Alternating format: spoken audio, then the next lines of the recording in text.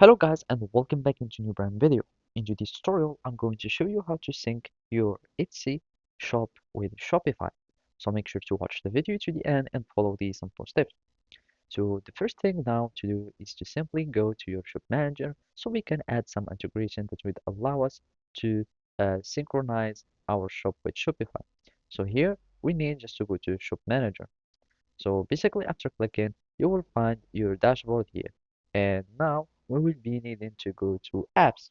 So here in this menu or this side menu, you would find all these options. This is the search, dashboard, listings, etc.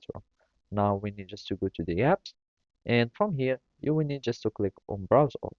So basically by clicking on browse all, we will be able to see all the applications that are available on Etsy so we can connect with our Shopify. So first you will have like financial services like the Square or Block Advisor. Then you will find like customer reach and promotion, business administration, and basically personalization, and lastly inventory management. So as you can see here, the first thing that you will find is this set commerce. And here you will be able to sync your Shopify store with Etsy. So we click on it and basically it will take you to their website. So by clicking on learn more, here you will need just to simply create your account. So just click on let's connect and basically we'll be needing like just to create your account, and here you are a seller, etc. So I will add anything. Uh, let's just do something like that.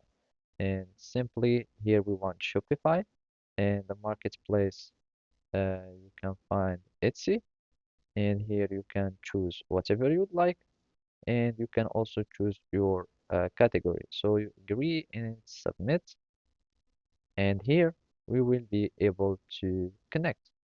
So now that after that we have created our account, let's click again on connect, and as you can see, you will need